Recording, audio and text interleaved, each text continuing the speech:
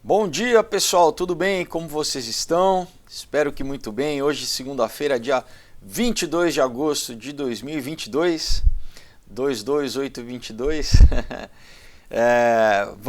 Eu acho que a gente consegue encerrar hoje. Vamos ver, né? Vamos tentar. Vai ser a nosso oitavo, vamos dizer, episódio, né, do livro aqui, Nova Ordem Mundial, o Antigo Plano das Sociedades Secretas, um livro muito bom, né?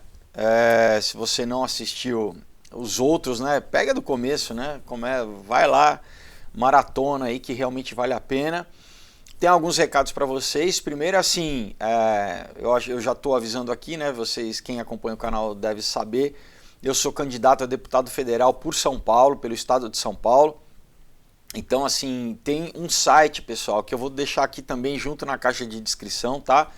Que é www.felipefolgose.com. Deixa eu ver se tem BR aqui. Não, .com só.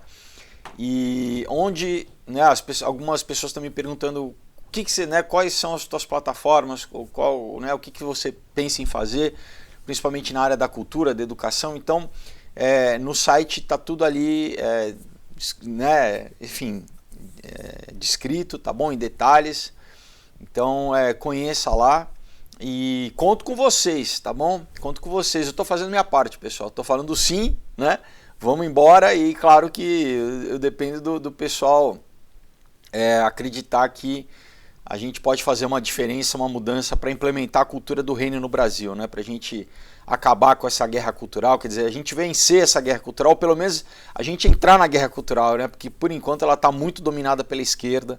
Então a gente tem que fazer novas leis, né, realmente implementar uma nova cultura, primeiro dentro do Congresso, né, e isso para reverberar para o país, para a gente ter uma produção cultural aí com valores, né, do reino, valores cristãos, valores sadios, saudáveis, né, para a vida, nada de chega de destruição, de perversão, de desconstrução, né? Então é isso aí, a gente precisa lutar. Eu já tenho feito, né, isso ao longo dos anos com o meu material, com os meus quadrinhos, tá? Que eu também vou deixar aqui para vocês conhecerem, né? Então, de forma independente, eu já tenho 7 anos que eu tenho publicado aí um material, né, um conteúdo de primeira, tá? Para você ler, se divertir, se emocionar, dar de presente, mas para sempre todos promovem uma reflexão muito legal. Então temos a trilogia do Aurora, onde eu abordo toda a questão, né, de quem domina o mundo aí, das sociedades secretas, essas elites, né, nova ordem mundial, escatologia também, transhumanismo, tá, cibernética. Temos o Knock Me Out aqui para quem quer ler uma história de realmente com heróis de verdade, né, onde eu faço uma homenagem aos filmes dos anos 80, como Rock, como Karate Kid, como enfim, onde, né, o personagem tem que aprender, ele tem que se sacrificar. História muito legal, tem trilha sonora no Spotify, então você vai lendo, acompanhando as músicas.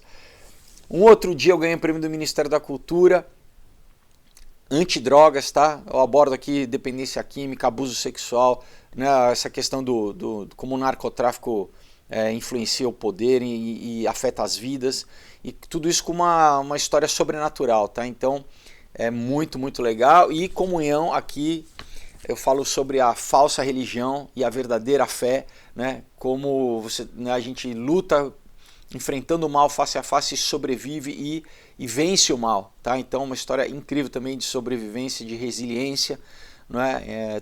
Então, pessoal, esse material todos com mais de 100 páginas, super bem feitos, com grandes artistas que você adquire diretamente comigo, não é pela Amazon, tá?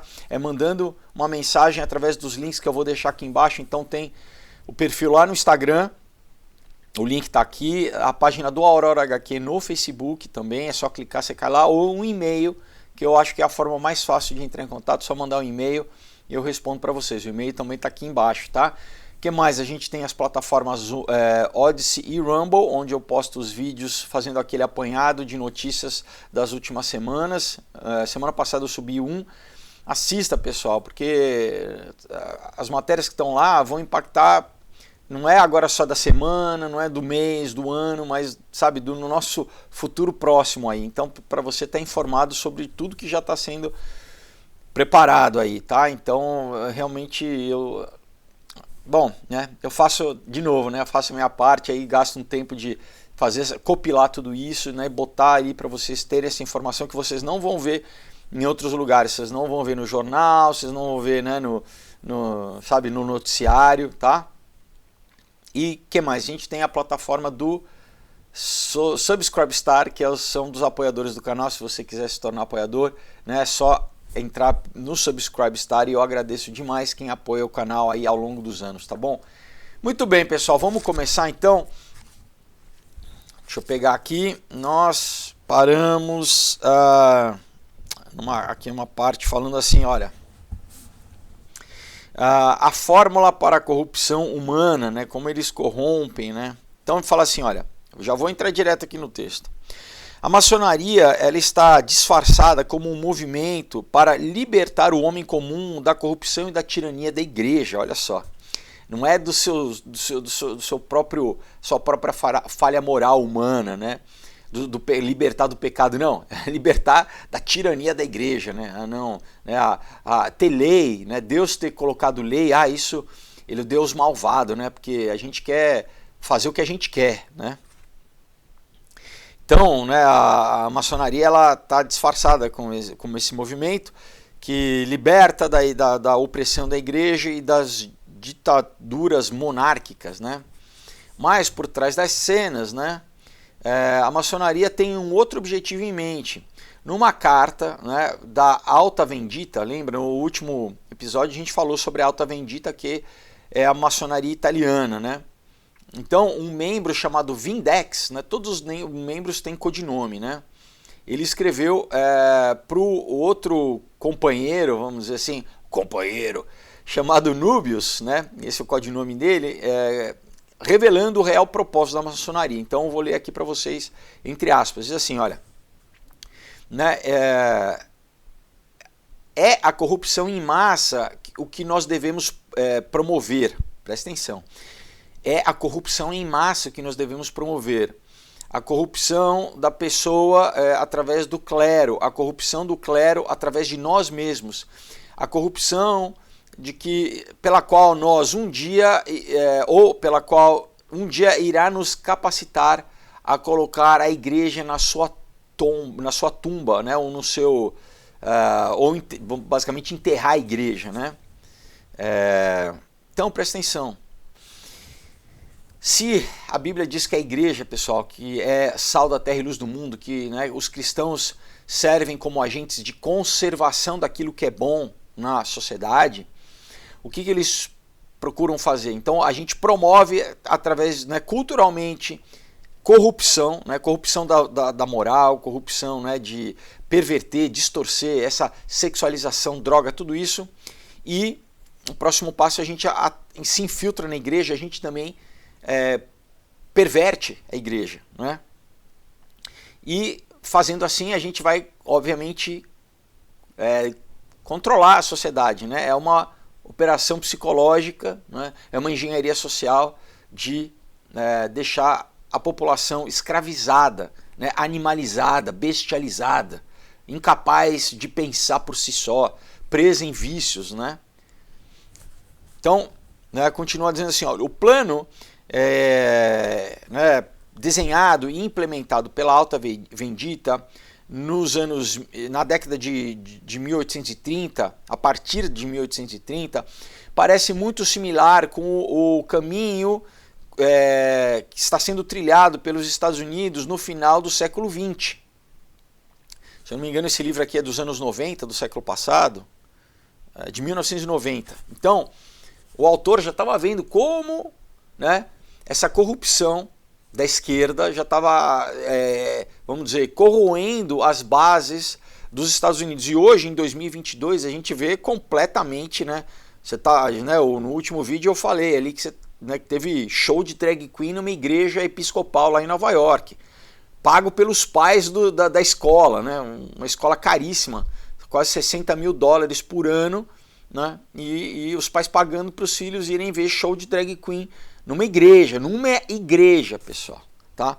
Então, esse é o propósito deles, né? De literalmente corromper, né, a sociedade a um ponto onde não se tem nenhum mais critério moral. e quando isso afeta a igreja, que, né, seria o último bastião de estabelecer padrão moral, aí é, né, como a gente lê né, para Timóteo, Paulo falando para Timóteo que, né, nos últimos dias as pessoas iriam, vamos dizer, obedecer a doutrinas de demônios, né? Literalmente toda essa questão aí, né, todos esses ismos, feminismo, né, o gaysismo, comunismo, todos esses ismos, né, pessoal, tudo doutrina de demônio. Então ele fala assim, olha, primeiramente, né, prostituição foi legalizado, né? Agora é legitimado, licenciado, inspecionado e protegido, né? Então, quer dizer, vira realmente um trabalho, né? Aí a moralidade é sistematicamente eliminada da literatura. Ou, né, a gente expande não só literatura, hoje em dia até desenho infantil, né, pessoal? Promove não só satanismo, como toda a questão LGBT, né? Então, toda a mídia, né, música, cinema, né, até videogame, tá? É surreal, né, pessoal? Aí, educação, ela, vamos dizer, toma um tom ateísta e se torna hostil à religião, né? Então, de novo, né, a partir do iluminismo, começa a virar o grande pensamento, você ser um cara educado, um cara culto, é você ser ateu, né? Conseguiram introduzir esse pensamento dessa secularização de tudo, né, da sociedade. E então, continuando assim, apesar do Mazzini, né, o Giuseppe Mazzini, né, que era o líder da Alta Vendita, da maçonaria na Itália, apesar do Mazzini ter sido capaz de controlar a maçonaria italiana, a tarefa de unificar o mundo da maçonaria ainda se apresentava difícil, vamos dizer assim, né? Então, os maçons italianos em particular e os maçons, né, ao redor do mundo em geral, eles estavam divididos em subgrupos rivais, frequentemente hostis uns aos outros. Então, por volta de 1860, né, depois de muitos anos lutando para unir a maçonaria europeia, o Mazzini escreveu uma carta para o Albert Pike, né, o líder lá nos Estados Unidos, reconhecendo a liderança da maçonaria, do rito escocês da maçonaria nos Estados Unidos e discutindo a possibilidade de incluir os Estados Unidos no grupo internacional da maçonaria, né? Em 1857, quando um poeta chamado Henry Wadsworth Longfellow se tornou, né,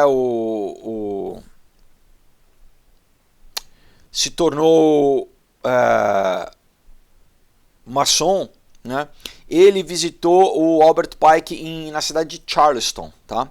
Então, o Longfellow disse para o Pike que ele havia trazido uma inovação para a ordem maçônica, né? Essa inovação acabou sendo uma forma de introduzir secretamente o satanismo na maçonaria.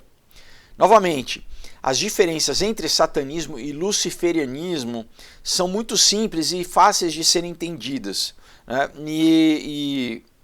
Mas é uma coisa necessária de ser estudada, né? Então, rapidamente, satanismo é tudo aquilo que nós referimos hoje em dia como magia negra, né? Enquanto o luciferianismo, de uma forma irônica, é conhecido como teurgia, né? Ou magia branca, tá? Então, a expert no ocultismo, a Edith Starr Miller, né, que eu tenho os livros dela aqui, A Teocracia Oculta, eu já li partes para vocês aqui, explica, né, que os luciferianos, né, os luciféricos, eles nunca chamam a si mesmos, né, nunca chamam o seu mestre do inferno como espírito do mal, ou o pai do crime, né? Como os satanistas dizem. Porque os luciféricos, eles adoram um ser de luz, um ser bom. Então, enquanto os satanistas abertamente sabem, né, falam que não, a gente adora mesmo o mal, né, a gente adora o diabo, né, o pai da mentira, né, o crime, eles gostam, né, da parte maléfica. Os luciféricos, eles fingem que eles são bons. Essa é a diferença, né? O satanista abraça o mal e o luciférico ele acha que ele está fazendo bem, né? Então o Albert Pike até proibiu o uso da palavra Satã em algumas circunstâncias, né? Então não existe nenhuma dúvida que todas as escolas de mistério, vamos dizer, elas propõem essa filosofia luciferiana, né? Então a Edith Starr-Miller escreveu em 1933 que o ocultista luciférico ele controla a maçonaria, né? Que é um ocultismo luciférico. Então, portanto, não é nenhuma novidade, né? Apesar de simplesmente levar um outro nome, né? Daquilo nos primeiros dias do cristianismo. Isso era chamado de gnosticismo e foi fundado por Simão o Mago, né? A gente lembra no livro de Atos que era esse mago, né? Enfim, fazia tudo aquilo que a Bíblia diz que não pode, consultar os mortos, né? Fazer adivinhação, né? Vaticinação, enfim. E ele se converte, entre aspas, mas daí ele quer comprar o Espírito Santo, ele quer comprar, ele fala para Pedro, ele quer comprar, né? E Pedro fala que, né, enfim, que não se compra o Espírito Santo, que, né, isso é demoníaco, né, esse tipo de pensamento. Enfim, Simão Mago ele cria o gnosticismo, simplesmente ele pega toda a tradição, né, greco-romana, né, neoplatônica disso, de magia, e ele tenta embutir isso dentro de uma roupagem cristã, de um linguajar cristão, não é? E isso avança durante toda, né, a Idade Média e até hoje, né, pessoal? Esse é o tal do gnosticismo. Então, a gente continua aqui, olha, em 1870, o Mazzini e o Pike, né, o Giuseppe Mazzini lá na Itália e o Albert Pike nos Estados Unidos, chegaram a um acordo para a criação de um novo rito supremo, chamado do novo reformado rito paladiano, tá? Então o Pike ele se tornou, né, o pontífice soberano da maçonaria universal e o Mazzini era chamado do chefe soberano de ação política, vamos dizer assim, né? E o Albert Pike ele desenhou, né, estatutos e graus, tá, desse novo rito. Então o membro desse rito paladiano, né, que era muito limitado, né, e tinha, vamos dizer, as suas deliberações encobertas por vamos dizer, uma série de segredos, era a parte, a maçonaria mais restrita, vamos dizer assim, na parte de segredos, né? Os segredos eram mais difíceis, né, de serem compartilhados, e enfim. Então, diz aqui, olha, nenhuma menção jamais deverá ser feita nas assembleias das lojas e dos santuários interiores sobre outros ritos, porque o segredo da nova instituição deverá somente ser divulgado, né, com a maior cautela para aqueles poucos escolhidos que participam dos altos graus da ordem, tá? O paladianismo é essencialmente um rito luciférico. A religião é um neognosticismo maniqueísta, ensinando que a divindade é dual e que Lúcifer é igual a Adonai, tá? Ou basicamente, o maniqueísmo é isso, né? Que o bem é igual ao mal. A Bíblia diz que não, que Deus criou tudo, Deus criador, e o mal é a ausência do bem. Em nenhum momento Lúcifer, né, ou Satanás, ele é igual a Deus. Deus é incriado, pessoal, né? Ele nunca foi criado. Deus é eterno. Satanás ou Lúcifer é um ser criado, foi, né, é um querubim de adoração, né? É um ser criado, ele não está nunca igual a Deus, mas é isso que eles ensinam, que é igual, né? Que ele é tão poderoso o mal quanto o bem. Aquela ideia do yin e yang, né? Que a luz e trevas é igual. Não, pessoal, né? A Bíblia diz que ele vai ser julgado e vai ser, né, mandado para o lago do fogo eterno, né?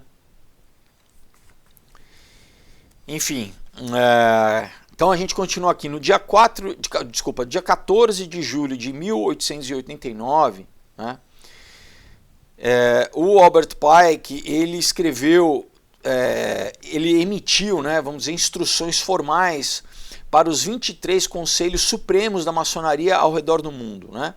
Então, a partir de então, ele deu a eles, né, ou aqui o autor fala, ele dá a nós a melhor forma de ver como que realmente funcionava, né, vamos dizer, internamente a maçonaria de forma geral. Então, assim, se qualquer maçom ainda continua a acreditar que a maçonaria é baseada no bem, ou até mesmo em princípios cristãos, ele deveria ler, então, as seguintes palavras escritas pelo seu antigo líder, Albert Pike, né? Um homem que o nome ainda é altamente respeitado por qualquer maçom ao redor do mundo. Então, vamos ler, eu vou ler aqui o que ele escreveu, Albert Pike.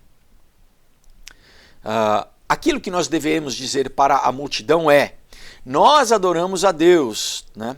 Mas é um Deus que nós adoramos sem superstição. Para você, né, grandes inspetores gerais, nós dizemos aquilo que você deve repetir aos seus irmãos do grau 32, do grau 31 e do grau 30. Que a religião maçônica deve ser, para todos nós iniciados nos altos graus, mantida como a pura doutrina luciférica. Tá? Eu estou lendo aqui o que o Albert Pike escreveu. Então, para a multidão, para a população, a gente adora a Deus, né? Mas Deus é o grande arquiteto do universo, né? Para nós, os altos iniciados, nós adoramos a pura doutrina luciférica. Tá? Vamos continuar. Ele fala assim: se Lúcifer não fosse Deus, né, seria Adonai, o Deus dos cristãos, que pelos seus atos prova a sua crueldade e o seu ódio ao homem, o seu barbarismo e a sua repulsa à ciência. Seria Adonai e seus poderia Adonai e seus sacerdotes caluniarem ele? Então ele está falando assim, por que a igreja, vamos dizer, persegue Lúcifer, o pobre Lúcifer? Porque, né, ele é Deus. Então ele fala assim, se Lúcifer não fosse Deus, por que né, Adonai, o Deus dos cristãos, e os sacerdotes cristãos iriam perseguir, iriam falar mal de Lúcifer? Eles falam mal porque Lúcifer é Deus. Essa é a lógica deles, pessoal. Tá? Vamos continuar. Sim, Lúcifer é Deus e, infelizmente, Adonai também é Deus. Olha aí o maniqueísmo, olha aí, né, eles acharem, né, pensarem que Lúcifer, primeiro que, né, Adonai, ou aqui ele usa Adonai, mas é Yahweh, né, Jeová, que são seres criados, né, são manifestações de Deus, que no final, dentro da Cabala, da gnosticismo, é Ein Sof, né, enfim. Então, que são dois princípios do bem e do mal dentro de toda a natureza. Isso, pessoal, isso é heresia, é a mais brava heresia. Por quê? Porque você equivale Deus ao diabo, o bem ao mal, né? O bem e o mal coexistem. Não, pessoal. O bem é absoluto, Deus é absoluto, né? O mal é a ausência do bem, né? Não existe mal em Deus, né? Bom, continua aqui. Porque essa lei eterna é de que não há luz senão sem sombra. Olha só, não há beleza sem a feiura, não há branco sem o preto. Não, pessoal, né? De novo, o que é escuridão? É a ausência de luz. É só você acender uma luzinha, né? que ilumina tudo. O que a Bíblia diz em Apocalipse? No final de tudo, né, depois do milênio, não vai ter mais noite, pessoal, não precisa mais de sol, né? Não tem mais escuridão, né? Então a gente continua aqui. O que falando, né? O que o Albert Pike dizia assim: é por isso que os discípulos inteligentes do zoroastrianismo, bem como após eles do gnosticismo e do maniqueísmo, e os templários admitiram que somente através de uma concepção uma concepção lógica metafísica, o sistema desses dois princípios divinos eternamente brigando entre si, e que alguém não pode acreditar que um seja inferior do que o outro. Então, portanto, né, a doutrina do satanismo é heresia, e a verdadeira e pura religião filosófica é acreditar em Lúcifer, aquele que é igual a Adonai. Mas Lúcifer, o Deus da luz, o Deus do bem, está lutando pela humanidade, enquanto Adonai, o Deus da escuridão, enquanto Adonai é o Deus da escuridão e do mal. Isso que a maçonaria realmente acredita, pessoal, tá? E isso justifica eles fazerem tudo o que eles fazem, né? Porque no final a gente vai alcançar. Então, qual que é a face política? É o comunismo. O comunismo é a vertente política desse pensamento. E o que todos, Marx, Stalin, Lenin, falavam assim: o fim justifica os meios. No final a gente vai ter uma utopia, né? Como Lenin falou, olha, não dá para fazer um omelete sem quebrar ovos. Quem são os ovos? Ah, então tudo bem, algumas pessoas vão ter que morrer para a gente chegar na nossa utopia humanista, satânica, né? É o paraíso sem Deus, né? A gente vai trazer a justiça, a igualdade, né? A fraternidade, né? Sem Deus. Deus, por quê? Porque Deus tem lei, e essa lei ela escraviza o homem, né? Eu quero fazer aquilo que eu quero ser Deus da minha própria vida, né? Segundo eles, né? Então é isso, pessoal, tá? Mais claro impossível, né? O que eles acreditam, o que eles implementam através de todo esse pensamento, né? Então, né, de toda a distorção social que eles têm imposto ao longo aí do tempo, né?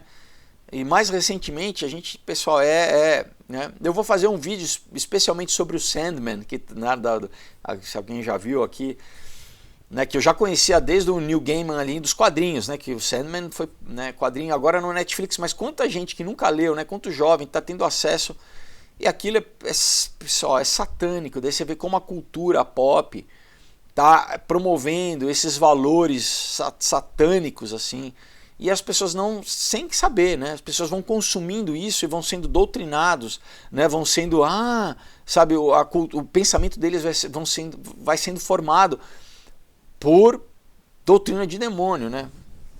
Basicamente, não tem outra palavra, né, para isso. Então a gente continua aqui, olha, o plano para as 3 guerras mundiais, né? Já falei muito, mas aqui eu vou ler, né, para vocês documentadinho. Então, apesar deles finalmente terem conseguido unir a Itália, o Mazzini e o Pike perceberam que a unificação de toda a Europa debaixo de uma bandeira do iluminismo seria extremamente difícil, se não impossível.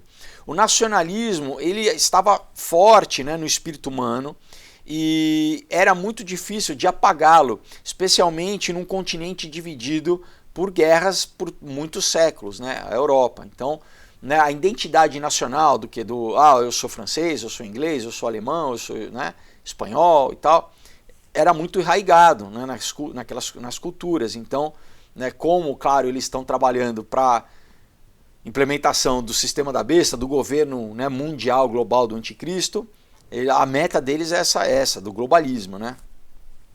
Então eu falo assim, portanto, eles estabeleceram, né, vamos dizer, começaram a trabalhar para botar em prática o seu grande plano, o plano tão vasto, né, tão grande, tão abrangente, que somente, né, um leitor que conhece, né, exatamente o poder exercido pelas sociedades secretas que ele pode entender, né? Ele fala assim, senão o pessoal vai achar que é teoria da conspiração. Se realmente o leitor não conhecer, não tiver pesquisado, estudado, né,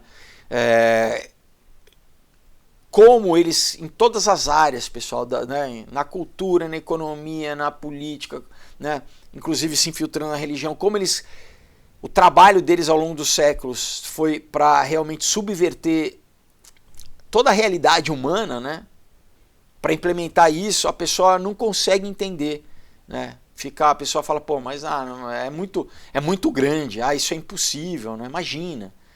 E hoje em dia a gente está cada vez mais perto disso, né? Então, fala assim, olha, em 1871, o Mazzini escreveu uma carta onde ele delineava, né, esse plano final de 3 partes do Illuminati. O seu grande desenho para controlar não somente a Europa, mas livrar não somente a Europa, mas todo o mundo do cristianismo e trazer, né, debaixo de uma ditadura e trazer, vamos dizer assim, o luciferianismo através de uma ditadura iluminada, tá? Então, basicamente o que? O principal, pessoal, a gente, né, de novo eu falo, você pode se ater simplesmente à questão geopolítica, econômica, mas se você não tem esse entendimento espiritual, a tua análise vai ficar superficial. Porque no final das contas, tudo isso é feito para, no final das contas, atacar o quê? A religião e tentar extinguir o cristianismo, né? Tentar, vamos dizer, erradicar a igreja. Só que, obviamente, a gente sabe que isso é impossível, né? Então, numa carta, né, notável que foi escrita anos depois e que está exibida na biblioteca do British Museum em Londres, né, no Museu Britânico. Eu visitei o museu, mas eu não vi a carta lá. Então, algumas pessoas disseram que eles retiraram a carta, né? Mas ela estava exposta lá, onde o Mazzini propõe uma série de guerras mundiais. Essas guerras, elas iriam, vamos dizer, né, fazer com que todas as nações elas entrassem num conflito tão sangrento e tão caótico que, eventualmente, todas as nações iriam, vamos dizer, abrir mão da sua soberania nacional para um governo internacional, como uma Liga das Nações e depois na sua segunda tentativa, que é as Nações Unidas, tá? Numa ordem, vamos dizer, quer dizer, no sentido de os países abririam mão do seu nacionalismo, da sua identidade nacional, vamos dizer, para prevenir que houvessem outros conflitos globais, né? Então, isso realmente eles conseguiram, né? Então, a Primeira Guerra Mundial, primeiro acabou com a grande parte das monarquias e, né, já houve uma substituição de um modelo de governo, né? Primeiro para Estado-nações, né, Estados-nações, e aí já depois da Primeira Guerra já nasceu, né, a Liga das Nações e já nasceu o Banco Mundial, o Banco de Acordos Internacionais em 34, se eu não me engano. Isso muito eu li na série do livro Tragédia e Esperança, mas eu deixo aqui na trilogia do Aurora, do Ômega e do Caos, também está bem explicadinho aí, né, esse processo. Aí já a Segunda Guerra Mundial institui o quê? As Nações Unidas, já institui o FMI, o Banco Mundial, né, Bretton Woods, o novo modelo econômico. E, pessoal, segundo eles, uma Terceira Guerra Mundial aí finalmente iria instituir, acabar com, né, enfim, o que a gente já está vendo, né, a moeda econômica, né, desculpa, a moeda digital, uma nova mudança do sistema econômico e né, esse controle. Bom, algumas pessoas já estão falando que a gente já está vivendo uma Terceira Guerra Mundial através da pandemia, né? O que a pandemia implementou muitas ações emergenciais de guerra, né, pessoal? Só que no caso, a guerra é deles contra nós, contra a população mundial, né? Mas eu acredito ainda que vai ter uma guerra cinética, né? Uma guerra realmente de arma e de tiro. Mas vamos continuar aqui. Então, um acadêmico maçom escreveu em 1987 assim, entre aspas: o verdadeiro nascimento da democracia mundial, né, do seu confinamento nacional pré-natal, vamos dizer assim, falando que a democracia mundial só vai nascer quando a gente deixar esse estágio, né, de Estados-nações, né, está em progresso. Então ele fala assim, um mundo, vamos dizer, despedaçado pela guerra, sangrando, né, em meio do trabalho de parto. Interessante ele usar a palavra trabalho de parto, porque é como Jesus fala que seria, né, o que precede a tribulação, né, as dores de parto, como ele fala em Mateus 24. Né? Então, um mundo, né, dividido, assim, arrebentado, destroçado pela guerra, sangrando em meio do seu trabalho de parto, precede, né, a ordem do nascimento. Quem é esse nascimento? É o anticristo, tá? Então esse trabalho de parto, ele dará à luz a nova era. No fundo, o que é essa nova era, pessoal? Que, né, a gente pode falar nova ordem mundial, é o que? É o governo do anticristo. É esse mundo globalizado, é essa religião ecumênica global, onde o cristão vai ser perseguido. Né? Claro que, eu já disse muitas vezes aqui, eu creio que a igreja vai ser arrebatada antes disso. Por quê? Porque o apóstolo Paulo fala em 2 Tessalonicenses capítulo 2 que Deus precisa permitir, né, que aquele que restringe a ação do anticristo seja, vamos dizer, retirado, que é o Espírito Santo de Deus, que habita aqui em nós, na terra. Né? Com o advento da igreja, a igreja começou em Atos 2 com o quê? Com a vinda do Paracletos, do Consolador, conforme Jesus disse, né? Que ele enviaria o Espírito dele, o Espírito Santo. Aí nasce a igreja.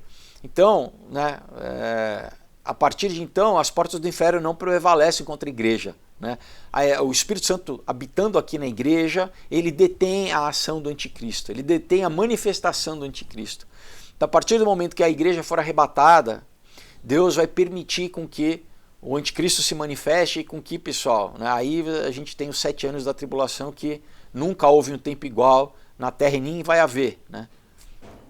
Como, né, a palavra fala que se Deus não encurtasse esse tempo, nenhuma carne sobreviveria. Vamos continuar. Então, apesar de saber que a soberania nacional certamente seria difícil de extinguir, né, de matar, essas 3 guerras mundiais propostas pelo Mazzini e pelo Pike estão no plano original. Né? A primeira dessas guerras mundiais, eles esperavam, iria derrubar o governo czarista da Rússia e estabelecer uma ditadura iluminada, vamos dizer assim. Tá? Um novo nível de controle sobre a população. E isso realmente aconteceu com o quê? Com a Revolução Russa em 1917, com a instituição de um novo modelo de governo que nunca tinha existido até então, o modelo comunista, né? Que, segundo Marx, é o que? É uma ditadura científica. Então, obviamente, né? Científica no sentido que de contra a religião, é puramente racional, é iluminada. Tá? Então, é um modelo, né? Primeiro um modelo no mundo desse governo ateísta, satânico, né? Onde o homem é, né, a razão de tudo. Isso iria dar, né, aos iluministas uma base segura na qual eles poderiam operar, né, com uma larga população e vastos recursos naturais como combustível, né, para ser um novo motor do iluminismo no mundo. O que é verdade, né? Até hoje a Europa depende o quê? Das riquezas naturais da Rússia, né? Gás, óleo, né? Petróleo, né? Alimento, inclusive. Então, pessoal, é um jogo de xadrez, é um tabuleiro de xadrez, né? Como diz o Miles Copeland, né? Enfim.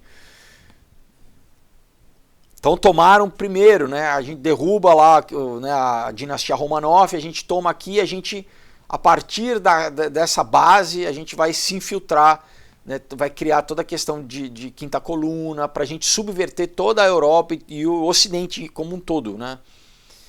Então, vamos dizer, lembra do jogo War? Né? Então, a primeira conquista, vamos conquistar a Rússia. Tá? A Segunda Guerra Mundial iria permitir para que essa nova Rússia soviética capturasse a Europa, né? Ou como acabou acontecendo, pelo menos parte dela, né? Metade dela, que foi a União Soviética. Então, e a Terceira Guerra Mundial iria ser no Oriente Médio entre os islâmicos e os judeus. E isso iria trazer, né, o Armagedon bíblico. Certamente, né, ao final da Terceira Guerra Mundial, né, com as nações, vamos dizer, desgastadas pela guerra, elas iriam estar prontas a aceitar qualquer proposta, desde que ela prometesse paz, unindo todo mundo debaixo de uma bandeira fatal de uma nova ordem mundial luciférica. Tá? Então, basicamente aqui, a gente vence pelo cansaço, vamos desgastar as nações, vamos promover guerra até o ponto que a população fala assim, não, a gente não quer ter mais exército, a gente abre mão de ser nações individuais para comprar essa falácia do que se o mundo todo se unir não vai ter mais guerra, né? Tá, o mundo todo vai se unir, mas vai estar debaixo do governo de quem? Do anticristo, né? Então, o Pike escreveu para o Mazzini sobre as consequências da Terceira Guerra Mundial em 1871, né? E eu vou ler aqui, né, o que ele escreveu. Então, assim, isso irá provocar um formidável cataclisma social e um maior, vamos dizer, redemoinho de sangue, ou sangue sangrento, né? Uma confusão sangrenta, né? Então, em todos os lugares, os cidadãos obrigados a defenderem a si mesmos contra as minorias revolucionárias ao redor do mundo irão exterminar esses destruidores da civilização.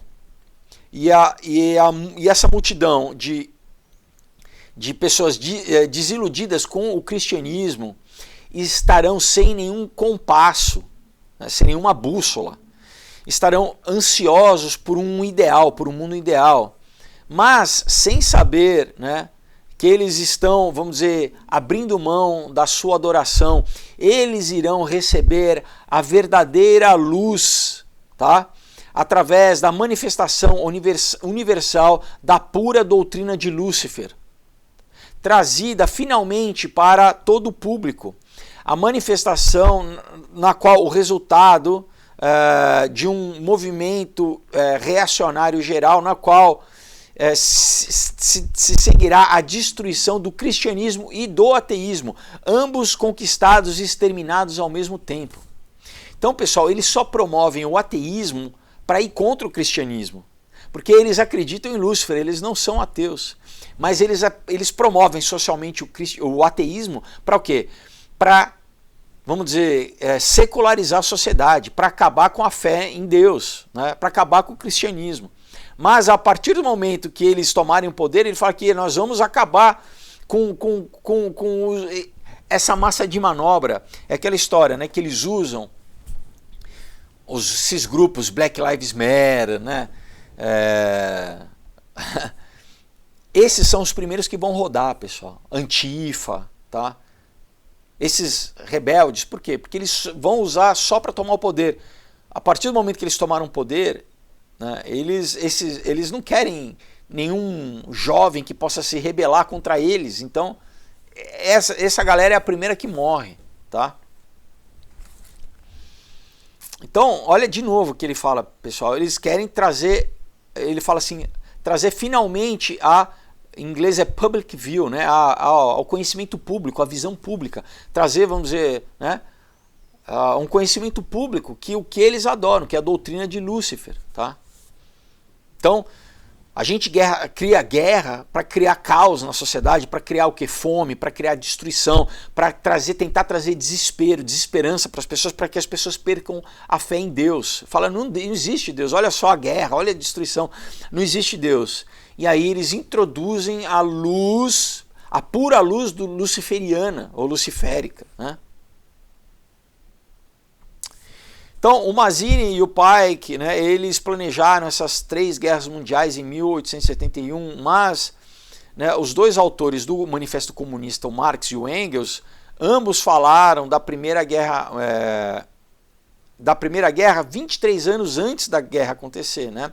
Karl Marx escreveu em 1848 que, vamos dizer, essa escória eslávica, falando sobre os russos, né? Bem como os tchecos e os croatas, que eram raças retrógradas, né? Olha, o cara é profundamente racista, né? O Marx era alemão, tá, pessoal? Então já tinha toda a questão ariana, né? Que depois a gente ia ver no nazismo. Afinal de contas, o nazismo é Partido dos Trabalhadores do Nacional-Socialismo. O nazismo é um partido socialista nacional, o Partido dos Trabalhadores, pessoal, tá? Então, né, o Marx aqui já na sua arrogância racista aqui, né, falando dos eslavos, né? Os eslavos constituem ali os povos do Báltico, né? Os russos também, os tchecos, os croatas, né? Que essas raças só iriam servir na história como bucha de canhão. Basicamente é o quê? A gente só vai usar essas raças aí para promover como bucha de canhão, para morrer, né? Pra gente, olha isso, pessoal. Para morrer bucha de canhão, né? Morrer para o quê? Para a gente implementar, né? Serem usados nas guerras para a gente implementar a nossa utopia luciférica, né? Então o Marx disse, olha, entre aspas, a guerra mundial vindoura irá causar não só classes reacionárias, dinastias e classes reacionárias, mas povos inteiros reacionários, né? Que irão desaparecer da face da Terra, e isso será o progresso, tá? Então, a gente implementa a guerra, né? Os cristãos que vão se opor à guerra que a gente vai fazer, eles vão ser expurgados da face da Terra. E isso é progresso. Né? Então, apenas repetindo, né, o que o seu líder Marx disse, o coautor, o Friedrich Engels, né, escreveu no mesmo ano, assim, a próxima guerra mundial irá tornar, né, todos esses povos reacionários, irá fazer com que todos esses povos reacionários desapareçam da face da Terra. Isso também é progresso. Obviamente, isso não pode ser alcançado sem esmagar algumas flores delicadas do nacionalismo. Mas sem violência e sem vamos dizer, a falta de compaixão, nada pode ser conquistado ou obtido na história. Então, olha a lógica, pessoal, desse povo possuído pelo diabo. Sem violência e sem crueldade, né, ou sem falta de compaixão, né, nada na história pode ser obtido. Então, nós vamos ter que esmagar algumas flores delicadas do nacionalismo para conquistar o nosso... Pessoal, vocês estão entendendo, né? Então daí o autor aqui do livro continua assim, então como que isso pode ser entendido, né? Que próxima guerra mundial seria essa, né?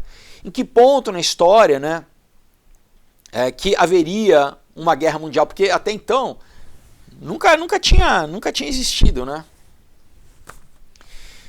E a gente continua aqui, capítulo 10. Vamos correr, não sei se vai dar para terminar hoje, pessoal, mas vamos correr. Ó. Então, falando sobre Karl Marx e a Internacional Comunista, né? Então, ele começa com uma citação do Monsenhor George Dillon, né, de 1885, dizendo assim: nos nossos dias, se a maçonaria não é encontrada entre os jacobinos ou em outros clubes, ela se origina e vamos dizer, ela dá lugar, né, ela cria, vamos dizer, movimentos completamente satânicos e perigosos.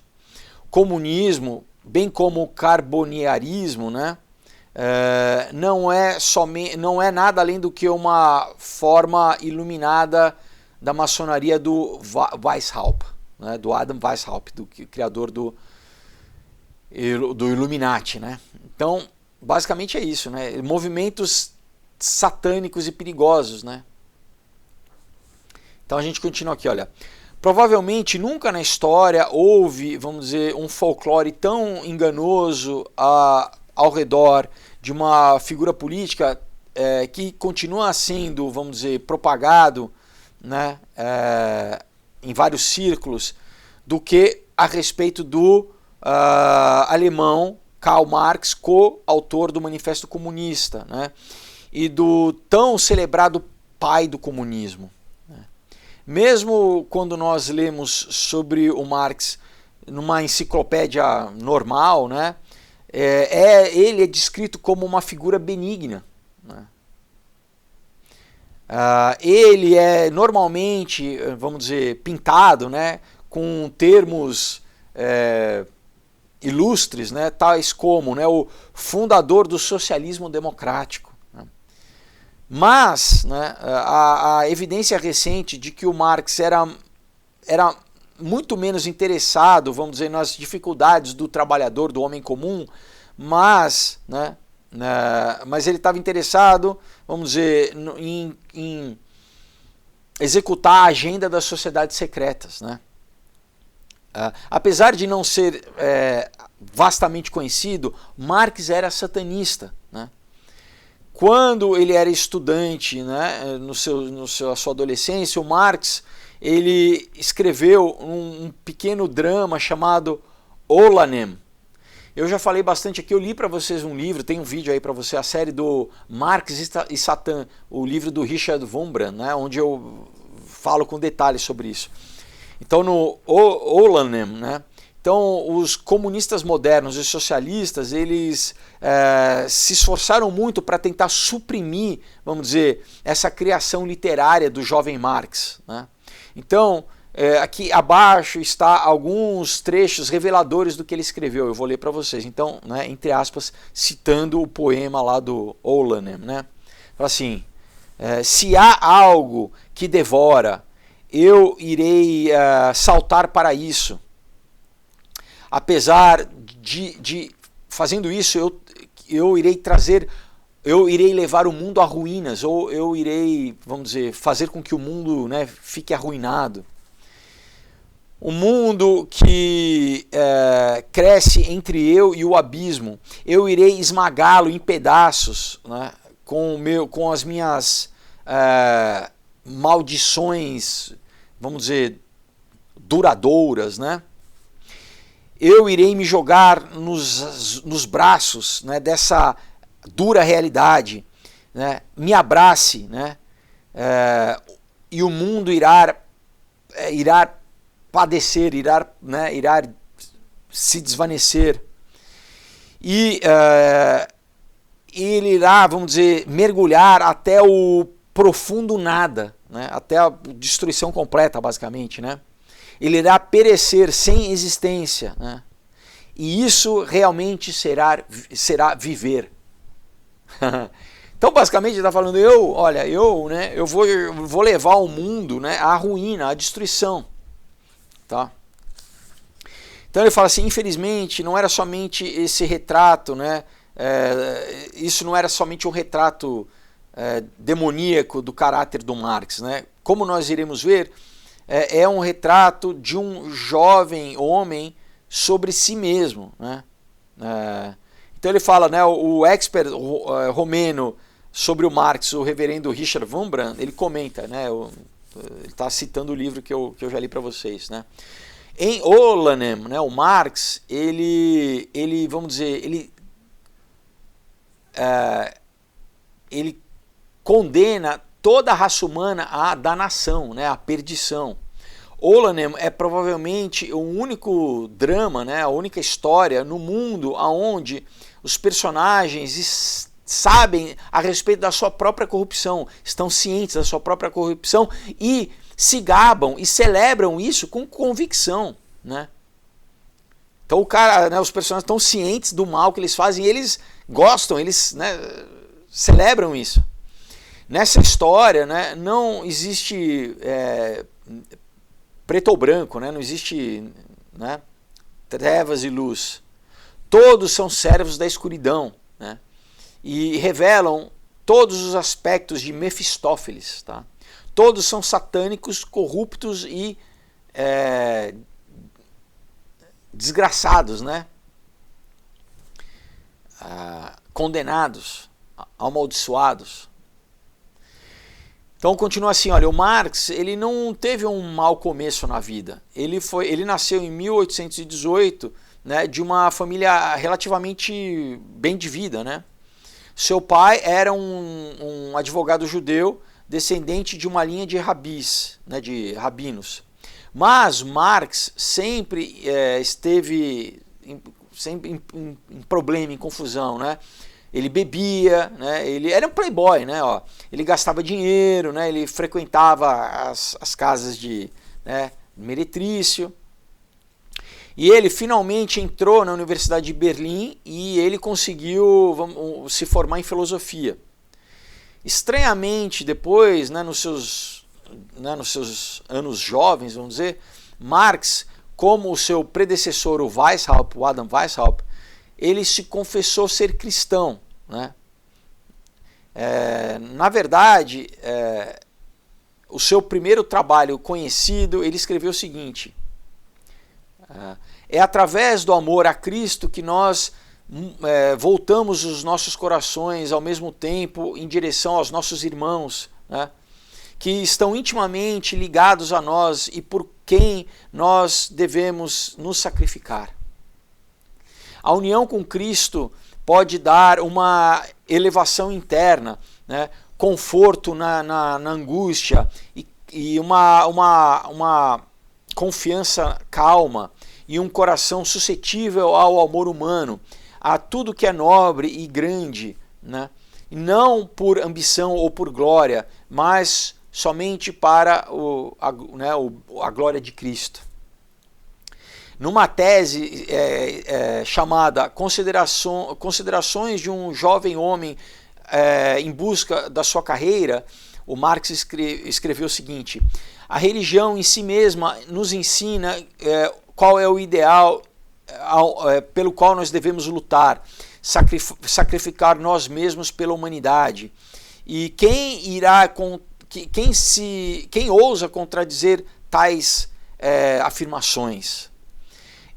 Se nós escolhermos a posição na qual nós possamos realizar, né, o máximo para Ele, né, é Ele Deus, é o Cristo, né, então nós nunca seremos esmagados pelos julgos, né, pelos pesos, pelo julgo, porque eles são somente sacrifícios que nós fazemos pelo bem de todos. E aí o autor continua assim: então aonde que esse jovem, né, perdeu o caminho? Aonde que, né, esse jovem tão, vamos dizer, né, devoto, né, tão idealista, tão, né, onde que ele perdeu o seu caminho? Então ele fala assim: olha, algo aconteceu para o jovem Marx no último ano do seu colegial, vamos dizer assim, né, aonde ele se tornou um antirreligioso apaixonado, né, onde ele, enfim, aqui ele não entra nisso, mas tem toda uma influência, né, pessoal, ele estudou também muito do Hegel, né, do Feuerbach, que eram o Hegel não é só um filósofo, ele era na verdade um ocultista, né. Então ele não fala aqui, mas eu vou abrir um parênteses aqui, né, que eu falo na série do livro do Marx e Satã, que você teve em 1666 um cara chamado Sabbatai Zev que se auto-intitulou Messias. Ele foi adorado entre os judeus, né? E, enfim, e ele fez com que vários judeus se apostatassem, né? Porque ele pregava a salvação através do pecado, tá? 100 anos depois, né, lá em Frankfurt, você teve o Jacob Frank, que se dizia a reencarnação do Sabbatai Zev, e que ele instituiu o franquismo. Ele foi o pai, vamos dizer, espiritual do Adam Weishaupt. Então você tinha essa trinca aí né, o Amichel Bauer, que era o patriarca da família Rothschild, você tinha o Jacob Frank, você tinha o Adam Weishaupt. e junto eles delinearam basicamente o Illuminati. E quase que 100 anos depois, né, no século XIX, você tem o Marx, de uma família de judeus, cripto-judeus, dessa mesma linhagem do Jacob Frank, que eram franquistas, tá? E, então, pessoal, é uma progressão, né, através dos séculos, de um mesmo pensamento, tá? O mesmo pensamento que, com Marx, foi, vamos dizer, cristalizado num pensamento político, entre aspas, né? No comunismo. Então, continua aqui, ele vai falar, olha, o Marx, ele caiu, né, sob a influência de uma figura misteriosa chamada Moses Hess, tá? A quem o Marx chamava de um rabino comunista, tá? Então, esse Moses Hess também foi uma das influências, um franquista, né? Uma das influências para o Marx. Então, o Hess aparentemente iniciou o Marx diretamente em níveis avançados de satanismo. Cabalista também, talmúdico, né? Toda essa questão, né? Então, de repente, o Marx começou a usar a palavra destruir frequentemente nos seus escritos, né? Tanto que os seus amigos, né? Que apesar de serem poucos em número, deram o nome ao Marx de destruidor, apelidaram ele de destruidor, né? Então, numa idade onde quase que, né, os jovens de famílias, né, ricas, eles estariam cheios de, vamos dizer, entusiasmo pela vida, o Marx, ele pintava uma figura negra no seu poema chamado A Invocação de Alguém em Desespero, né? Então eu vou ler o poema daqui, ó. Então, ele diz assim: se um Deus tiver me arrancado de tudo que eu sou, né, no caminho, vamos dizer, e na destruição do destino, todos os seus mundos estarão além de uma reparação, vamos dizer assim.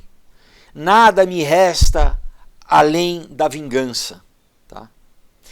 Em um outro poema, ele claramente demonstra a doutrina maçônica do homem se tornar Deus, né? Da apoteose, né? Então ele escreve assim: então eu serei capaz de andar triunfalmente como um Deus através das ruínas dos seus reinos. Todo o mundo é meu, e todo o meu mundo é fogo e ação. O meu peito é igual ao peito do Criador. Então é isso, pessoal. Isso é o humanismo, é o homem querendo ser Deus, né? Isso é satânico, né? É o hubris, é o mesmo pecado de Lúcifer, que quis ser igual a Deus, né? Ele continua assim, olha. Nós talvez nunca saibamos por que o Marx se tornou contra o cristianismo, né? Por que ele se voltou contra o cristianismo. Mas o que é extremamente óbvio é que o jovem Karl Marx, ele foi iniciado no culto satânico. No seu poema chamado O Jogador, aonde mais tarde ele mesmo, o Marx e seus seguidores meio que deixaram de lado, né, meio faziam um pouco caso desse poema, ele escreve assim: os vapores infernais subirão e encherão o cérebro, até com que eu enlouqueça e que meu coração seja completamente mudado. Você vê a espada, o príncipe da escuridão vendeu a mim.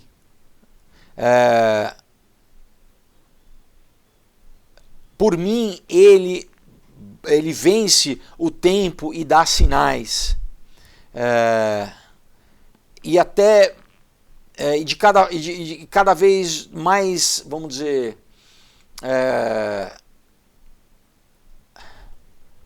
e de uma forma cada vez mais corajosa, a palavra não seria essa, mas ou vamos dizer, arrogante, né?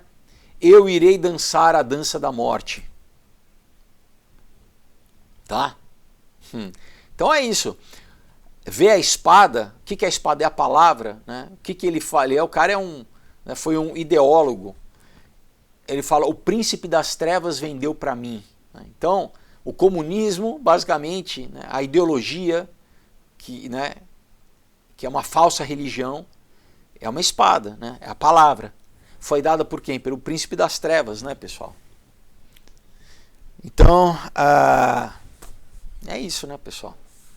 Então, de acordo com o reverendo Wambra, né, o significado da espada é aquela usada nas cerimônias de iniciação dos cultos satânicos.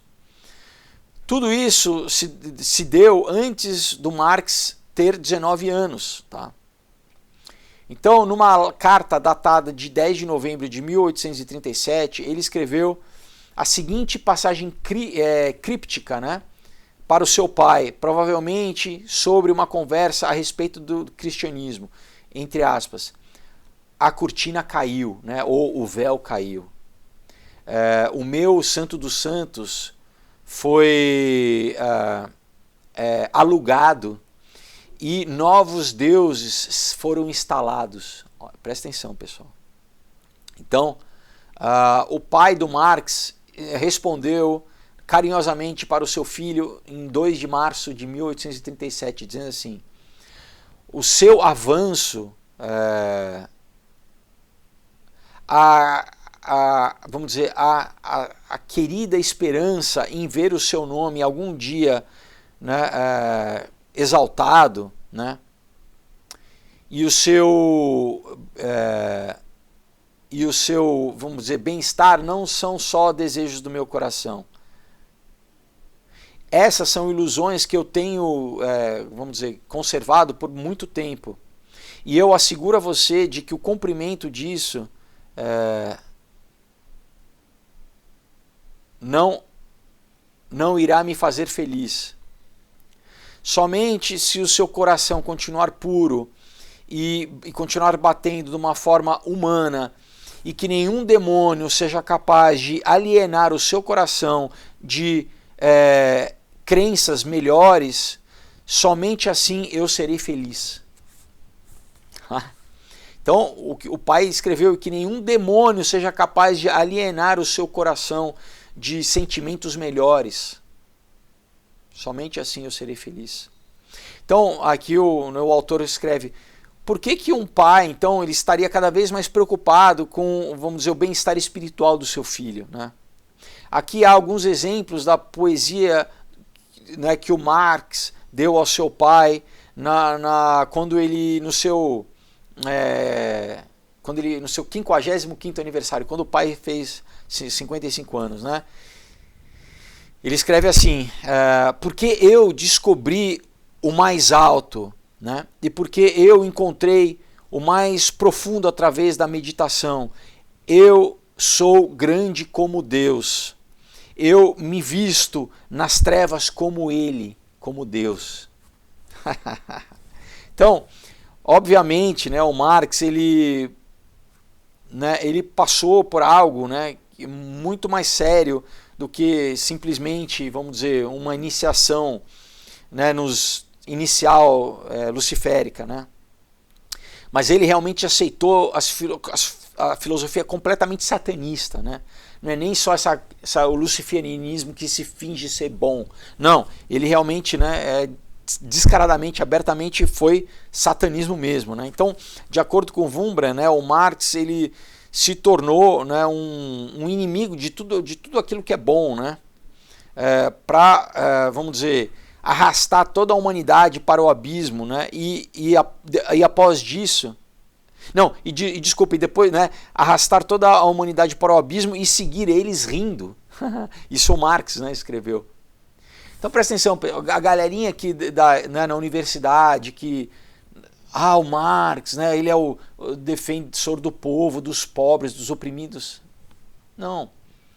Isso não é ensinado para nenhum jovem numa universidade, pessoal, né? Que ficam, da mesma forma que, né, o jovem que usa a camiseta do Che Guevara sem saber que o cara era um psicopata que matava, que era racista, matava negros, matava toda a galera LGBT, né, mandava fuzilar, tinha prazer em fuzilar. Esses caras são psicopatas, pessoal, né? O Marx também, ele era endemoniado, né? Eu já falei aqui, ele teve um caso com a governanta, nunca pagou a governanta a vida inteira dela, teve um filho bastardo, nunca reconheceu. 2 filhas do Marx se suicidaram, tá? O cara era um demônio, né, pessoal? O cara era um demônio. Vamos continuar aqui. Desculpa, pessoal. Vamos continuar.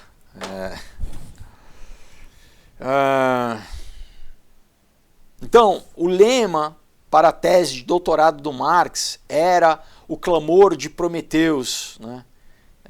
Entre aspas, em uma palavra, eu odeio os deuses, né? E a gente já falei aqui muitas vezes como Prometeus, na mitologia grega, é basicamente Lúcifer, né? Mas ele continua assim, mas o Marx não estava sozinho, né? O seu amigo íntimo, né, o Bruno Bauer, escreveu em 1840 um livro intitulado um criticismo histórico dos evangelhos sinópticos, que a Bíblia era falsa, né? A Bíblia tinha sido forjada, que Jesus nunca tinha existido e que, portanto, o cristianismo era uma fraude, tá? Eu não sei se esse Bruno Bauer tinha alguma ligação com o Amichal Bauer, né? Se ele tinha alguma coisa ligação com a família Rothschild, mas enfim. Então, logo após isso, né, o Marx e o Bauer, eles tentaram, vamos dizer, levantar o dinheiro necessário para publicar um jornal intitulado O Jornal do Ateísmo. Eles não conseguiram, né, um patrocinador, então nenhuma edição realmente foi publicada. Claro, né, eram o quê? Playboys, né, que nunca trabalharam na vida, e quando o pai deixou de dar dinheiro, aí quando ele encontrou um trouxa, né, que era o Engels, um inglês, né, também rico, também, né, que era o cara que bancava ele, né. Continua aqui, em 1841, Marx obteve seu doutorado em filosofia. Ele tentou ganhar uma posição de professor, mas foi rejeitado por causa das suas atividades revolucionárias como estudante. Então ele começou a tentar ser jornalista e fundou, né, e editou, vamos dizer, diversos jornais revolucionários. E estava, vamos dizer, conseguindo promover isso até que foi fechado pelo governo prussiano, da Prússia, né? Que vamos dizer, antes da Alemanha ser formada, né? Você tinha a Prússia ali.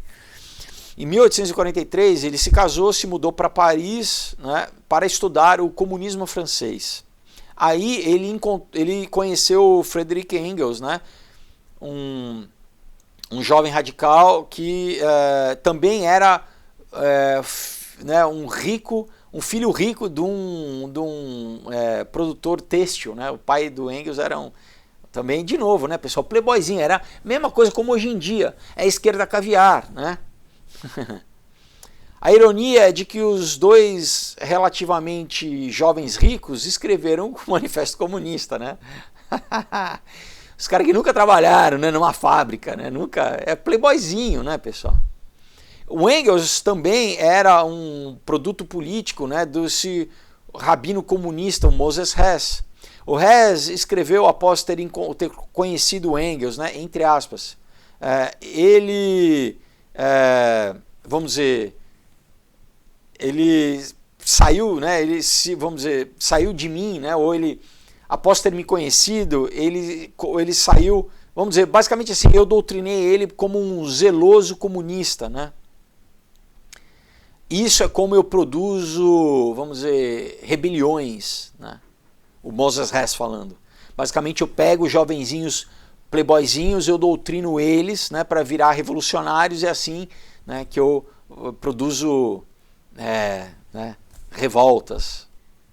O Marx e o Engels, eles tinham a esperança de transformar toda a Europa, né, numa revolução incendiária, né, na qual eles iriam ser lançados não como representativos do governo, somente mas, né, para, vamos dizer, como ditadores satanistas, né?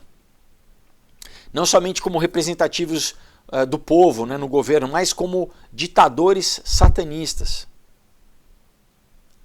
Os rivais do Marx e do Engels, eles estavam bem cientes, né, disso, e eles apontaram isso durante vamos dizer, a luta deles pela tomada de poder, né?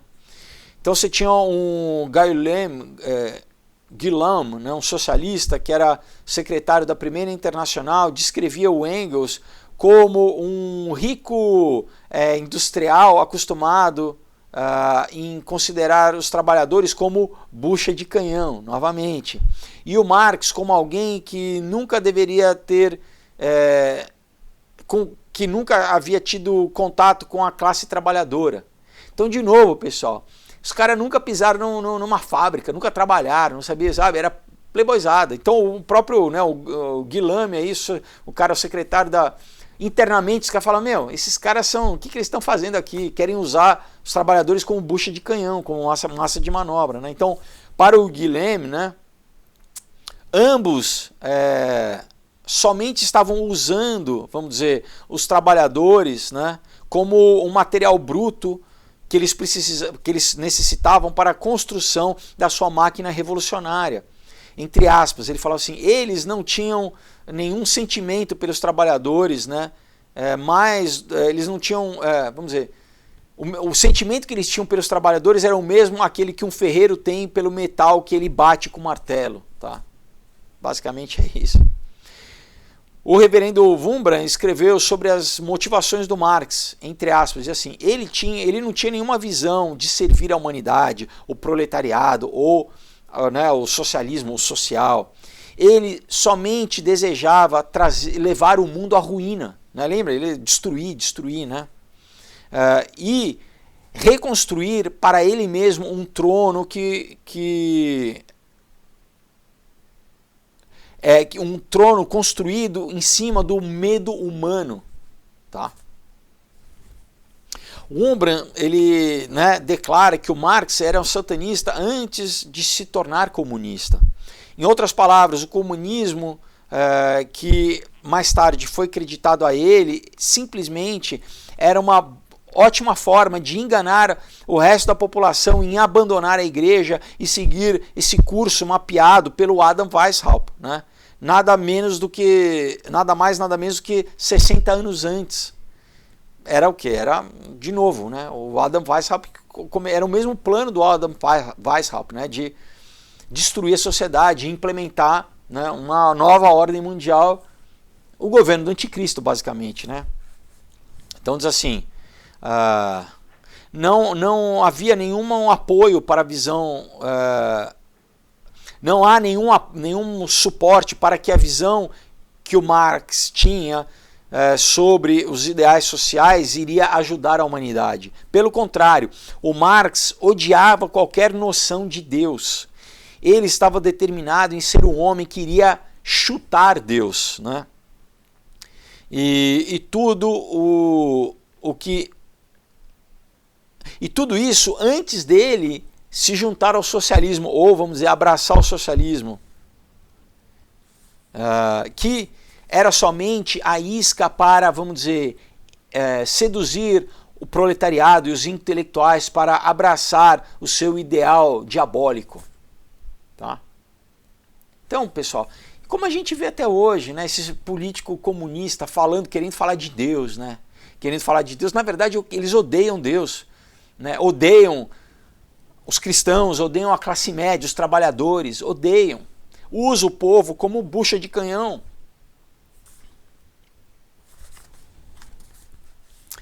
A filosofia política do Marx é tão cheia de buracos, né, tão falha, que ela não se sustenta com um pouco de, vamos dizer, de escrutínio, né? Um pouco de análise, de estudo.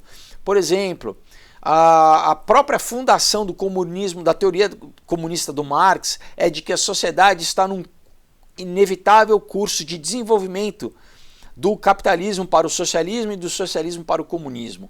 O Marx e o Engels diziam sobre o capitalismo, né, no Manifesto Comunista, de que ele irá cair e que a vitória do proletariado será inevitável, né? Se isso fosse inevitável, por que nós vemos então a violência como necessidade, né? Por que a gente tem que produzir uma revolução sangrenta e violenta? Porque se é natural, se fosse um processo de evolução natural, deixa correr, né? Porque naturalmente então o capitalismo vai virar socialismo, socialismo comunismo, né? Você não precisa força. Mas de acordo com Marx, existe somente uma forma de simplificar e encurtar e concentrar, né, essa agonia da morte da velha sociedade, bem como, né, o trabalho sangrento para o nascimento do novo mundo, o terror revolucionário. Então ele fala assim, só tem uma forma da gente produzir isso, é o terror revolucionário, né? É impossível justificar em qualquer forma de referência, né, além de ser, vamos dizer, um pensamento egoísta, né, completamente mau e egoísta. Então, o Marx não era nenhum messias da igualdade social que ele pretendia ser, mas ele era somente um revolucionário, né? Ele era um cara que queria quebrar tudo e destruir tudo, né, para construir de novo, né? Um build back better, né? A mesma linguagem sendo usada por a galera, né? Mas ele fala assim, o que é a igualdade social, então, né? Pode qualquer sistema de governo fazer com que o homem seja economicamente igual, sem destruir os incentivos que promovem, vamos dizer, a civilização? A resposta é que a natureza do comunismo não é avançar a civilização, mas é destruir a civilização. Por isso que é contra a produção, é contra, né, o pequeno empreendedor, o cara que quer... O comunismo é contra isso. Então, na verdade, não quer nada desenvolver nem nada, não quer, sabe, melhorar a vida de ninguém, né? É destruir para tomar o poder, é tomar o poder através de destruição. Então o reverendo Wurmbrand, né, ele corretamente aponta para como a influência satânica do Marx, né, ela mais tarde se tornou o padrão do comunismo soviético. Então ele diz assim, né, eventualmente o Marx ele se recusou a admitir a existência de Deus, né, do Criador. E quando não há nenhum reconhecimento do Criador, né, não há ninguém que nos dê leis ou que nos dê mandamentos, né, para que nós sejamos, vamos dizer, responsáveis, né, para que a gente seja pautado por isso, né. Então o Marx ele confirma isso dizendo, entre aspas, os comunistas não pregam nenhuma moral absoluta, né? Ou, reformulando, ou os comunistas pregam absolutamente nenhuma moral, né? Para o comunista não tem moral, pessoal. Você pode fazer tudo. Por isso que a gente vê aqui comunistas no Brasil falando, não, pode roubar, né? Roubar tem uma lógica em roubar. Roubar é bom, né? Não tem problema matar. Pessoal, é luciferianismo, desculpa, é satanismo. Faz o que tu queres porque tudo é da lei, né? Então, quando os soviéticos nos seus primeiros anos adotaram o slogan, né, deixem-nos expulsar os capitalistas da terra e Deus dos céus, eles estavam simplesmente realizando, né, cumprindo o legado do Karl Marx, tá? Então olha o que eles diziam, vamos expulsar os capitalistas da terra e Deus dos céus. Tá? De acordo com o W. Cleon Skousen, né, que é o autor do Comunista Nu, né, o livro Comunista Nu, muito, muito bom, inclusive, uma hora eu vou ler para vocês, os marxistas desenvolveram a sua própria versão dos 10 mandamentos. Né? Então é uma citação do livro aqui. Eles acreditavam que honrar a pai e mãe, isso foi criado pelos hebreus para enfatizar que os seus filhos, aos seus filhos, o fato de que eles eram propriedade privada dos seus pais. Que absurdo, né, pessoal?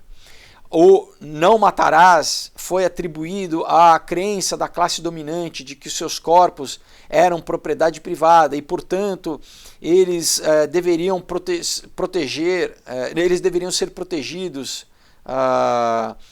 junto com outras propriedades privadas, outros direitos de propriedade. Olha que lógica imbecil, pessoal. Quer dizer, não matar não tem nada a ver com propriedade privada. Quer dizer, então aí que tá, se a gente é contra a propriedade privada, então a gente pode matar todo mundo. Olha que salto lógico falho, né? Outro mandamento que ele, né, você não cometerá adultério, né? Ou você não deve cobiçar a esposa do seu vizinho. Isso era dito para implementar a ideia de que o esposo era o mestre da casa, de que a esposa era simplesmente uma propriedade que pertencia a ele. É surreal, né, pessoal? Então, aqueles que advogam pelos direitos das mulheres deveriam ficar horrorizados com os ensinamentos do Marx, né? Se eles realmente conhecessem os ensinamentos do Marx, né? Então, de acordo com o Skousen, né, alguns líderes comunistas eles queriam, né, a completa libertinagem e promiscuidade, né, para tomar o lugar do casamento e da família. E um exemplo disso é visto num decreto soviético, né, propagado em 1919. Então, começando em 1º de março de 1919, o direito de possuir a mulher entre as idades de 17 e 32 anos está abolido. As mulheres não podem ser consideradas propriedades privadas e todas as mulheres se tornarão propriedade da nação. Então, qualquer homem que desejar fazer o uso da mulher nacionalizada deverá ter um certificado assinado pelo Conselho Administrativo da União Profissional ou pelo Conselho Soviético, atestando que ele pertence à classe trabalhadora. Você está entendendo, pessoal? Agora vem cá, né, para as feministas que defendem, né, os direitos das mulheres, não é a mulher que tem o direito de escolher, então o Estado impõe, né, quem que a mulher tem que, né, transar ou não, a mulher tem que estar... Peraí, não tem casamento, não é um homem que vai proteger a mulher, vai cuidar da família. Qualquer mulher vai ser nacionalizada, tá? E ele fala assim, e continua a declarar que uma mulher grávida iria ter um tempo fora, né, do seu trabalho de 4 meses, antes de 3 meses após o nascimento da criança, mas após 1 mês do parto, a criança será colocada numa instituição confiada ao seu cuidado e educação. Acabou com a família, é o Estado cuidando da família, da criança, pessoal. Controle do Estado, não tem família, tá? E, além disso, ele continua para acabar com o conceito de estupro, tá? Diz assim, não há algo como uma mulher ser violada por um homem. Ele deve dizer que a violação é errada porque ela nega a Revolução Comunista de Outubro. Para defender a mulher violada, pois defender a mulher violada é revelar a pessoa como sendo burguês e como sendo, vamos dizer, um defensor da propriedade privada. Então eles estão falando assim, olha, não tem isso de uma mulher ser violada, ser, né, estuprada por um homem, né? Aquele que diz isso está indo contra a Revolução Comunista. Defender, né, essa questão de que uma mulher é violada, né, isso mostra com que a pessoa é burguês. Então, na verdade, é burguês você falar que uma mulher não pode ser estuprada. Tá? Continua, né? Então, claro que o Marx ele não era somente satanista, né, no dia em que ele se professou ser comunista por ganho político. Na verdade, muitos dos seus amigos também tinham o mesmo pensamento. Ele fala, né, o Mikhail Bakunin, que era o anarquista russo, foi o pai do anarquismo, ele admitia haver uma conexão direta entre as revoluções socialistas e o satanismo. Então eu vou ler aqui o que o Bakunin escreveu. O diabo, ele fala, the evil one, né, aquele que é mal, é a revolta satânica contra a autoridade divina. A revolta na qual nós vemos o germe fecundo de toda a emancipação humana e da revolução. Ele fala, Satã é o eterno rebelde, o primeiro pensador livre e o emancipador dos mundos. Ele faz o homem, vamos dizer, envergonhado da sua ignorância bestial e da sua obediência. Ele emancipa o homem, ele estampa sobre a sua pele o selo da liberdade da humanidade, e faz com que ele desobedeça e coma o fruto do bem e do mal, o fruto do conhecimento, fazendo uma referência à Bíblia, ao que a gente lê em Gênesis, a queda do homem, né? Isso é o que o Bakunin falava. E isso, pessoal, né, lembra o quê? O livro Regras para Radicais, né? Mais recentemente, o Saul Alinsky escreveu a mesma coisa. Satanás é o primeiro rebelde, a gente tem que ir contra Deus, né? A gente se identifica com o rebelde, né? O emancipador dos mundos, né? Então, o Bakunin, que também era membro da nobreza russa, todos ricos, comunista geralmente é tudo riquinho, né? Ele vai, né, ele explica a real natureza das revoluções, que a real natureza não é libertar os pobres da exploração, mas é acordar o diabo nas pessoas, vamos dizer, agitar as paixões mais baixas, as paixões no caso de, né, sexo, os instintos mais baixos, né, violência, né, vício. Então ele fala assim, a nossa missão é destruir, não edificar. Pronto, a gente podia acabar o vídeo aqui, né? Outro amigo do Marx, né, que era o socialista francês, o Pierre-Joseph Proudhon, né, então, também seguindo a filosofia maçônica, né, do Lord Bacon, Proudhon publicou um livro intitulado O que é Propriedade, em 1840, onde ele declarava que propriedade era roubo, tá? Mas o Bakunin, ele deu vamos dizer, um sentido mais profundo às motivações dos amigos, né, dos amigos em comum, dizendo que ele também adorava Satanás, tá? Em outro dos seus livros, né, A Filosofia da Miséria, o Proudhon segue a linha maçônica de novo.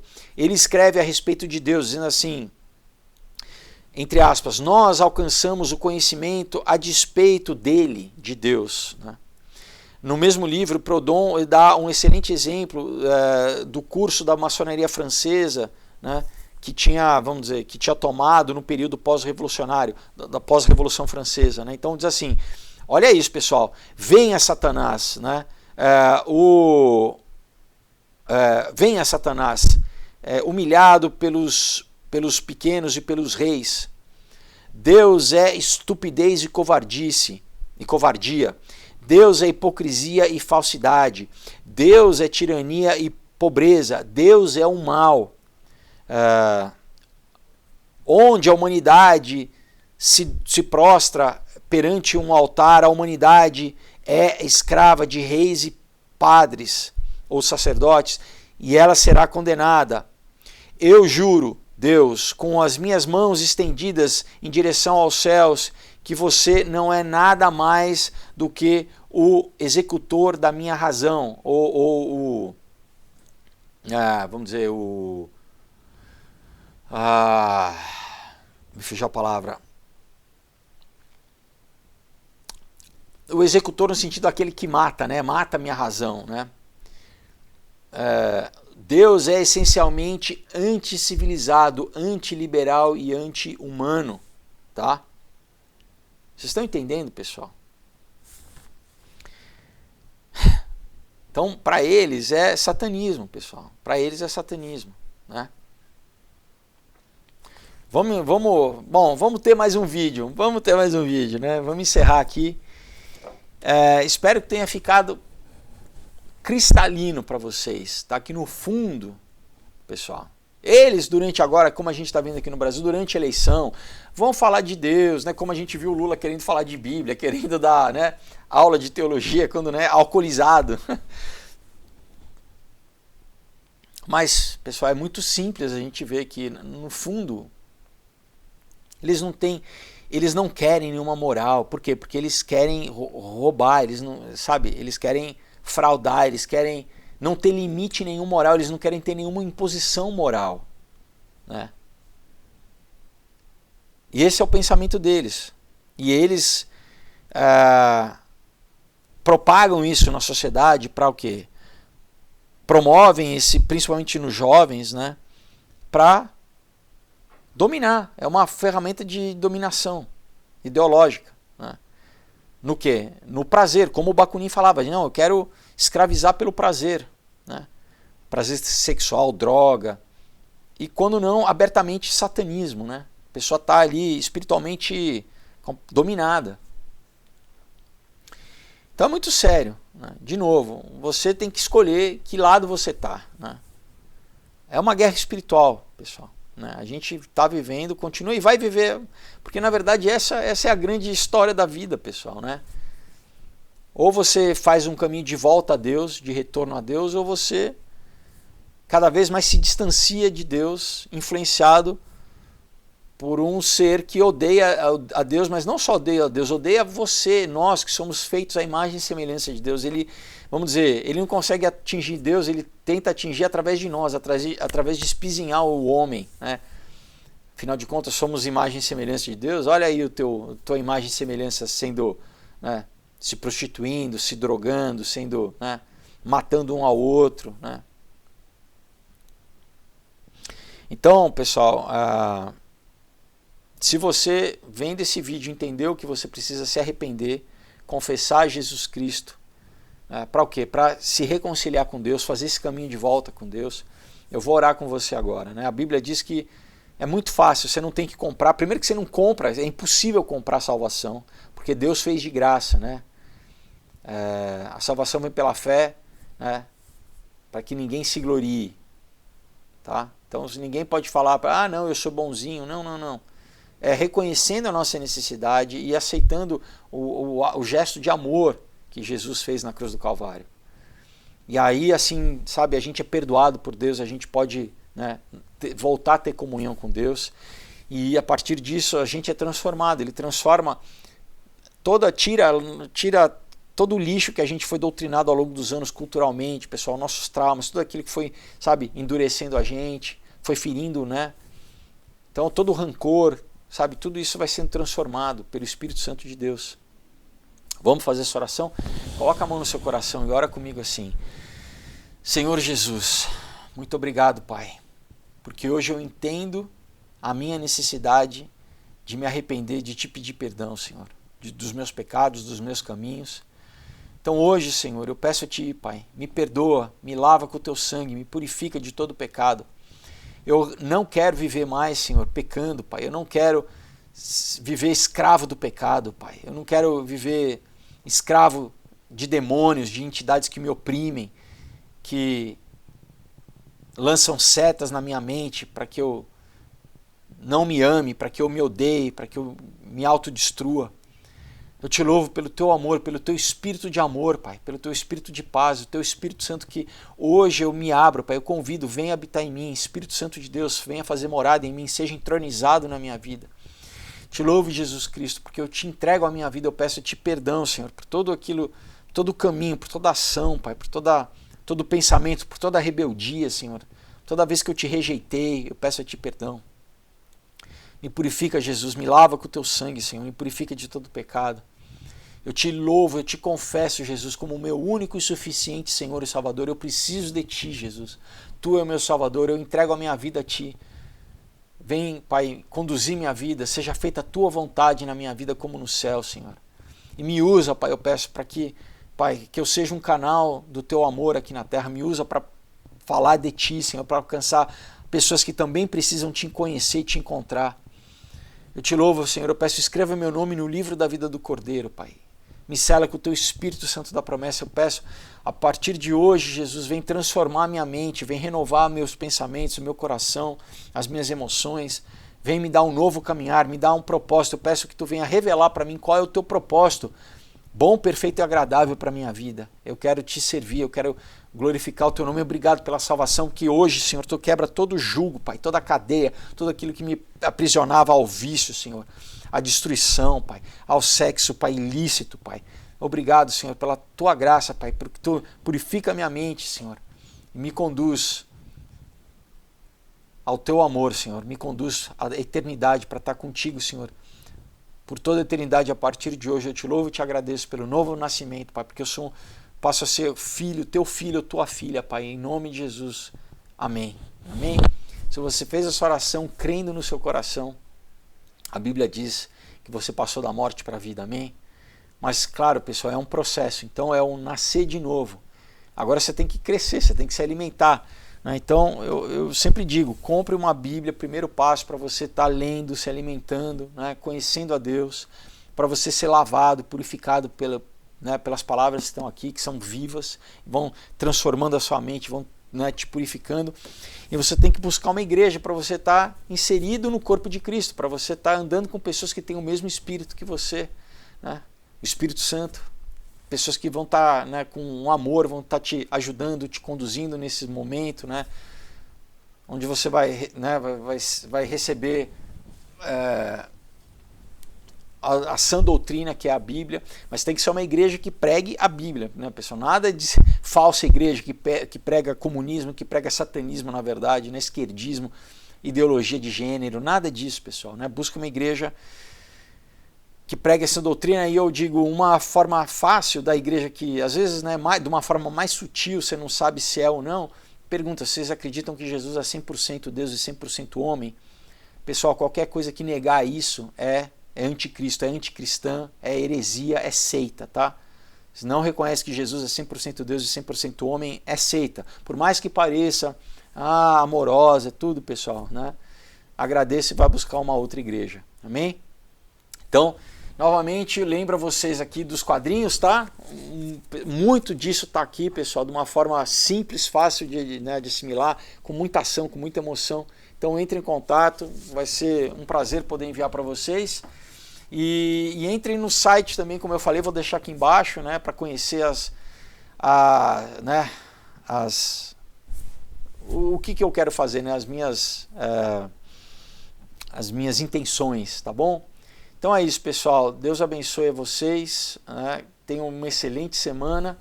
Até quinta-feira. Se engajem, né? Estejam comigo junto nessa luta, porque eu só estou dizendo amém, né? Então, que Deus também toque no coração de vocês, tá bom? Deus abençoe. Tchau.